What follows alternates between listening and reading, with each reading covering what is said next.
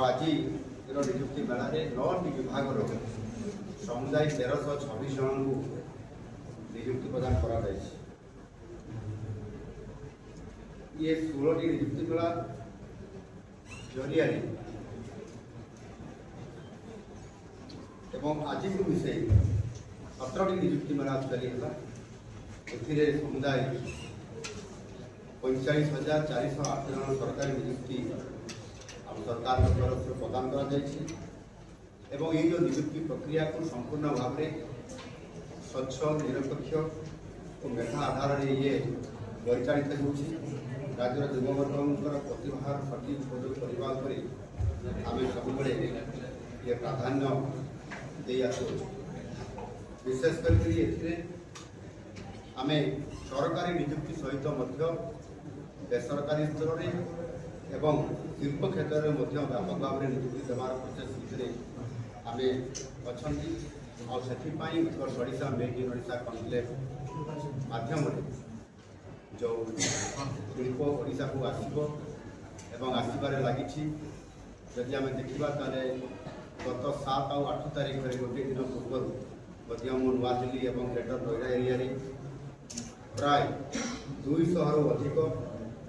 शिल्पपति मान सहित आलोचना करने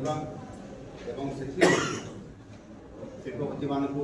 ओडिशा को आसी विभिन्न सेक्टर रे प्रोजेक्ट जमी करेंगे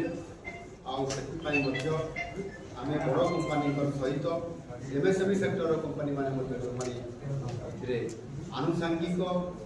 शिल्प प्रतिष्ठा करेंगे एवं से डाउनस्ट्रीम रे काम करने निश्चित भाव जो 208 जन निवेशक मान सहित मोर आलोचना है 46 बैठक में जोगदेवा सहित 27टी एमओयू एवं 12टी इन्वेस्टमेंट इंटेंट आम पाखक आसीपारी द्वारा 43,437 कोटी टंकार निवेश आसवा सहित 43,000 रु अधिक नियुक्ति सुजोग सृष्टि हो पारी जदि आम समुदाय को 2 दिन देखा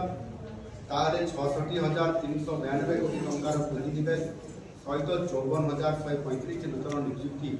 सृष्टि होवार सुनिश्चित होती निश्चित भाव में आम उत्कर्ष ओडिशार जो विशेष करके माननीय यशस्वी प्रधानमंत्री स्वप्न संकल्प पूर्वोदर परिकल्पना साकार करने Utkarsh Odisha make in Odisha conclave 2025 माध्यम जो निजे माननीय प्रधानमंत्री जी तार ग्यारंटर रही तार फलस्वरूप आज ओडिशा को 21 लाख कोटी टंकार पुंजी प्रस्ताव आम पाखक आसी 20 लाख समुदाय नियुक्ति सृष्टि होवार संभावना को आज आम साकार करने जाऊँ एवं जदि आम देखा ताहले 453टी शिल्प प्रकल्प को आम सिंगल विंडो HLCA माध्यम अप्रुवाल देचु जो 10 लाख कोटी टंका प्रोजेक्ट को अप्रुवाल देवा सहित 6 लाख लोकों नियुक्ति सृष्टि आम कर साढ़े 3 लाख कोटी अधिक टंकार प्रोजेक्ट को अर्थात 152टी प्रकल्प आम शिलान्यास करूँ उद्घाटन करूँ 2.5 लाख लोक नियुक्ति देवार पक्का सुनिश्चित कर निश्चित भाव में सरकारी क्षेत्र में हो नियुक्ति बा बेसरकारी बा शिल्प क्षेत्र में हो प्राधान्य देवा सहित आमर जो सरकार कथार नुहे कम विश्वास करती आधार कर आज युववर्ग को सामना को आनिबा एवं समृद्ध ओडिशा 2036 जो आमर विजन अच्छी पूरा करने मानव संबल जो आवश्यकता आधार कर आम संपूर्ण भाव में आज गुरुत्व आरोप कर निश्चित भाव में ओडिशा शिल्प समृद्ध हवा सहित कृषि क्षेत्र में भित्तिभूमि क्षेत्र में शिक्षा क्षेत्र में गुरुत्वपूर्ण आगामी दिन में जो कम करने चाहते ताहार आवश्यकता आधार कर आम कैपिटल एक्सपेंडिचर को बढ़ावा सहित सब लोक समान सेवा एवं अंचल विकास करा फोकस कर धन्यवाद। आज निजुक्ति मेलार 9टी विभाग समुदाय 1326 जन को निजुक्ति प्रदान करा ये 16टी निजुक्ति मेला जरिया एवं आज को मिसे 17टी निजुक्ति मेला चली है। समुदाय 45,408 जन सरकारी निजुक्ति सरकार तरफ से प्रदान करा ये जो निजुक्ति प्रक्रिया को संपूर्ण भाव में स्वच्छ निरपेक्ष और मेधा आधार में ये परिचालित होची। राज्यर युववर्गर प्रतिभार सठिक उपयोग करने आम सब ये प्राधान्य दे विशेषकर आम सरकारी निजुक्ति सहित बेसरकारी स्तर में एवं शिल्प क्षेत्र में व्यापक भाव में निजुक्ति देवार प्रोसेस आम अच्छा Utkarsh Odisha make in Odisha conclave माध्यम जो शिल्प ओडिशा को आसब एवं आसबार लगी जदि आम देखा गत 7 और 8 तारीख में गोटे दिन पूर्व नुआ दिल्ली और ग्रेटर नोएडा एरिया प्राय 200 अधिक शिल्पपति मान सहित आलोचना करवा शिल्पपति मान ओडिशा को आसी विभिन्न सेक्टर रे प्रोजेक्ट जमी करेंगे आम बड़ कंपानी सहित एमएसएमई सेक्टर कंपानी माने आनुषांगिक शिल्प प्रतिष्ठा करेंगे एवं से डाउनस्ट्रीम रे काम करने निश्चित भाव जो 208 जन निवेशक मान सहित मोर आलोचना है 46टी बैठक में जोगदेवा सहित 27टी एमओयू एवं 12टी इन्वेस्टमेंट इंटेंट आम पाखक आसीपारी द्वारा 43,437 कोटी टंकार निवेश आसवा सहित 42,000 रु अधिक निजुक्ति सुजोग सृष्टि हो पारी। जदि आम समुदाय को 2 दिन देखा 66,392 कोटी टंकार पुंजीनिवेश सहित 54,135 नूतन निजुक्ति सृष्टि होवार सुनिश्चित होती। निश्चित भाव में आम उत्कर्ष ओडिशार जो विशेष करके माननीय यशस्वी प्रधानमंत्री स्वप्न संकल्प पूर्वोदर परिकल्पना साकार करने Utkarsh Odisha make in Odisha conclave 2025 माध्यम जो निजे माननीय प्रधानमंत्री जी तार ग्यारंटर रही तार फलस्वरूप आज ओडिशा को 21 लाख कोटी टंकार पुंजी प्रस्ताव आम पाखक आसी 20 लाख समुदाय निजुक्ति सृष्टि होवार संभावना को आज आम साकार करने जाऊँ। एवं जदि आम देखा ताहले ये 453टी शिल्प प्रकल्प को आम सिंगल विंडो HLC माध्यम अप्रुवाल देचु जो 10 लाख कोटी टंका प्रोजेक्ट को अप्रुवाल देवा सहित 6 लाख लोकों निजुक्ति सृष्टि आम करें पारी साढ़े 3 लाख कोटी अधिक टंकार प्रोजेक्ट को अर्थात 152टी प्रकल्प आम शिलान्यास करूँ उद्घाटन करूँ 2.5 लाख लोक निजुक्ति देवार पक्का सुनिश्चित कर निश्चित भाव में सरकारी क्षेत्र में हो निजुक्ति बा बेसरकारी बा शिल्प क्षेत्र में हो प्राधान्य देवा सहित आमर जो सरकार कथार नुहे कम विश्वास करती आधार कर आज युववर्ग को सामना को आनिबा एवं समृद्ध ओडिशा 2036 जो आमर विजन अच्छी पूरा करने मानव संबल जो आवश्यकता आधार कर संपूर्ण भाव में आज गुरुत्वारोप करूँ निश्चित भाव में ओडिशा शिल्प समृद्ध हवा सहित कृषि क्षेत्र में भित्तिभूमि क्षेत्र में शिक्षा क्षेत्र में गुरुत्वपूर्ण आगामी दिन में जो काम करने चाहते ताहार आवश्यकता आधार करी आम कैपिटल एक्सपेंडिचर को बढ़ावा सहित सब लोक समान सेवा एवं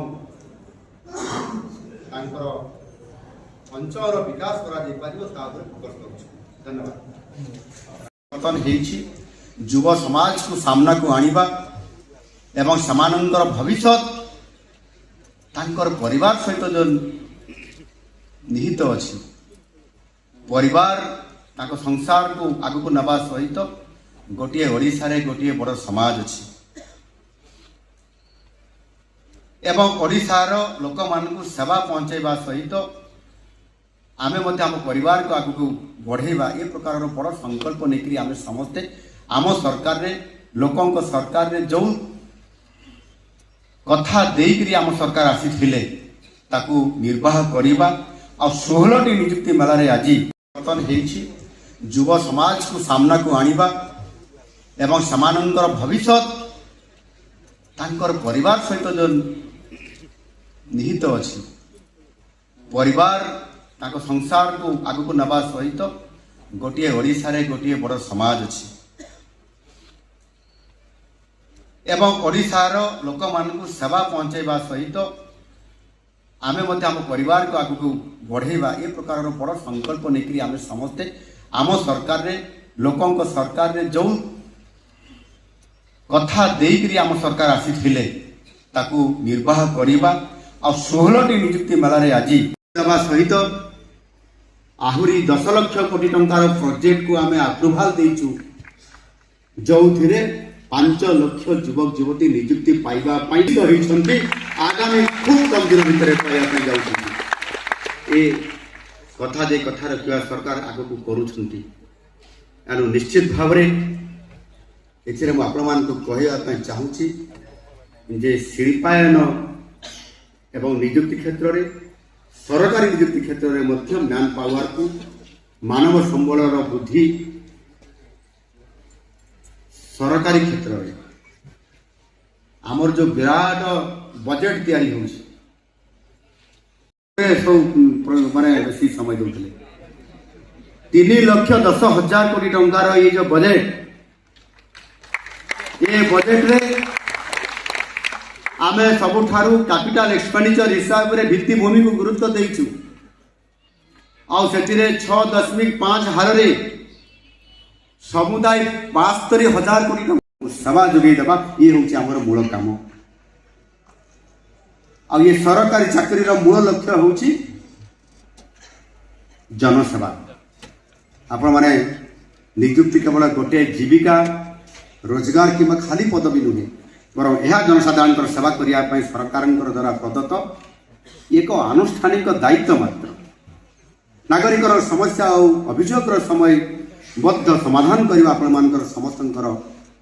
ନୈତିକ କର୍ତ୍ତବ୍ୟ ଆପଣେଇ ନେଇଛନ୍ତି। ତାକୁ ଜିରୋ ଟଲରାନ୍ସ କୁହାଯାଉଛି, ଜିରୋ ଟଲରାନ୍ସ। ଏଣୁ ଏ ବାବଦରେ ଆପଣମାନେ ଆଗରୁ ଅବଗତ ଅଛନ୍ତି। ଏବେ ମଧ୍ୟ ମୁଁ ଆପଣମାନଙ୍କୁ ନିଶ୍ଚିତ ଭାବରେ ଏ ବାବଦରେ କେବଳ ସୂଚନା ପ୍ରଦାନ କରୁଛି। ଦୁର୍ନୀତି ଠାରୁ ସବୁବେଳେ ଦୂରରେ ରହନ୍ତୁ। ଏହା ଆପଣଙ୍କ କ୍ୟାରିୟର ଏବଂ ସାମାଜିକ ପ୍ରତିଷ୍ଠାକୁ ନିଶ୍ଚିତ ଭାବରେ ଆପଣମାନେ ଯଦି ୟାଠୁ ଦୂରେଇ ରହିବେ ତାହେଲେ ଆପଣମାନଙ୍କର ଅକ୍ଷୁଣ୍ଣ ରହିବ। ଯଶୋଦ୍ଧ ଓ ବିକଶିତ ଓଡ଼ିଶା ଗଠନ କରିବା ଦିଗରେ ସଂକଳ୍ପବଦ୍ଧ ହୋଇକରି ଟିମ୍ ଓଡ଼ିଶା ହିସାବରେ କାମ କରିବା, ଟିମ୍ ଓଡ଼ିଶା ହିସାବରେ କାମ କରିବା। ପୁଣି ଥରେ ଆଜିର ଏହି ନିଯୁକ୍ତି ମେଳାରେ ସରକାରୀ ସେବାରେ ଯୋଗ ଦେଉଥିବା ସମସ୍ତ ନବନିଯୁକ୍ତ ଅଧିକାରୀ ଏବଂ ତାଙ୍କର ଆପଣମାନଙ୍କ ସମସ୍ତଙ୍କର ପରିବାର ବର୍ଗ ଯେଉଁମାନେ ବି ଏଠି ଅଛନ୍ତି ସମସ୍ତଙ୍କୁ ମୁଁ ହୃଦୟର ସହିତ ଅଭିନନ୍ଦନ ଏବଂ ଶୁଭେଚ୍ଛା ଜଣାଉଛି। ମହାପ୍ରଭୁ ଶ୍ରୀ ଜଗନ୍ନାଥଙ୍କୁ ତାଙ୍କ ନିକଟରେ ମୁଁ ପ୍ରାର୍ଥନା କରୁଛି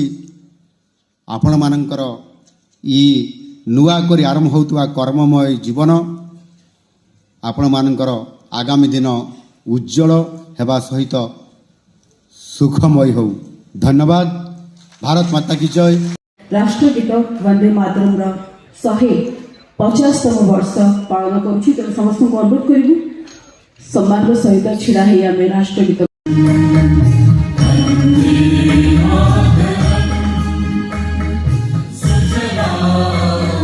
Super